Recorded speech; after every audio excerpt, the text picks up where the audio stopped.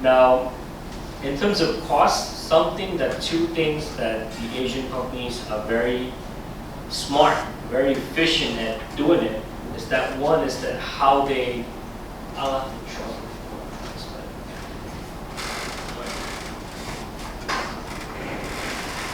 right? So every company has, one is sales,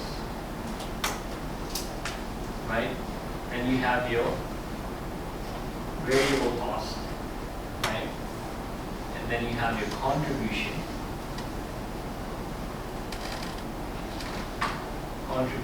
to operating income, right? Then you have your fixed cost,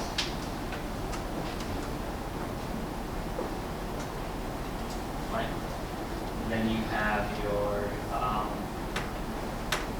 EBIT, which is, hold on, let me just write it in there. Is earnings before interest and taxes. And then you have your interest.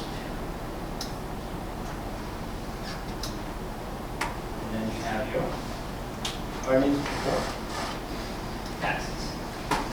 And I'm going to draw something here. Sales. You have EBIT, which is right here. And I'm going to put here EPS, which is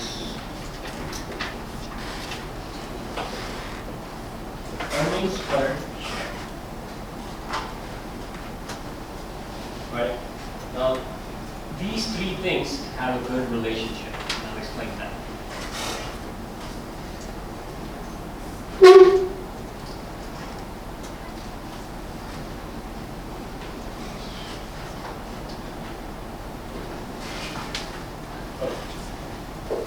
So let's imagine a company has $100 in sales,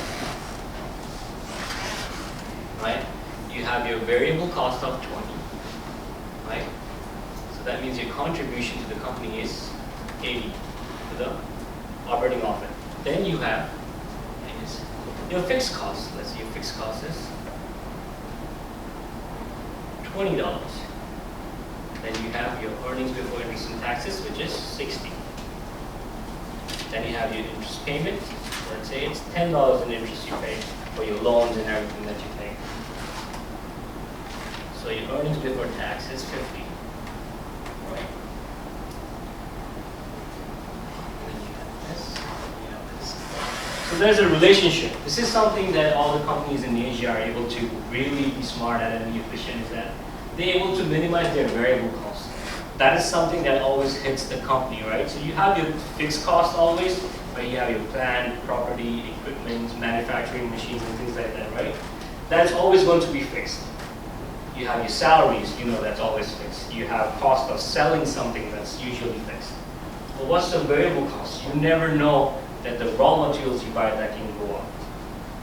A salary may increase, you know, the labor. So this is something that always hits the company. Now, like I said, Asia is cost effective because labor is cheap, raw materials are cheap because they basically manufacture, produce there, mine there. So they're able to keep that very less. As a result, they're able to contribute more to their operating income. And therefore, the fixed costs are very low because they are able to maximize and capitalize on that fixed cost, making sure that their profits at the end are higher. This is something you cannot do in America because your labor itself is so high that you will not be able to make anything. Therefore, in America, we don't have much things manufactured today. It's always Asia. And therefore, this is how an analyst thinks like, right? You have sales.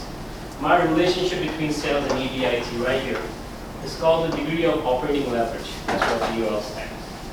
My relationship between EBIT and EPS is called degree of financial leverage. Now, this is called operations risk. It falls under operations risk. This falls under financial risk. And this is called your investment risk. This is degree of total leverage. Now, based on that, be able to put numbers here and understand the relationship. And therefore, if someone says, like a company publishes a report in Asia saying, you know what, we are able to increase our sales by 10% in the next quarter, or we have in the last quarter, automatically your earnings per share go up because the relationship is direct, very direct. If the sales go up by 10% and you can figure out your earnings per share based on this calculation, the EPS also goes up. And therefore, it's very enticing for any investor to buy that stock for that company. Because you know that you're going to get a good return. I buy it for $10 tomorrow, it may go up to $11 tomorrow, so I'm making $1 on it. So that's how an analyst thinks. So now here you can pretty much incorporate the quantitative aspect of it, and this is the qualitative aspect of it. Like I said, you don't have to do this on paper anymore. There are systems that build this report. You just need to understand on that and plug things here, and you can make an informed decision.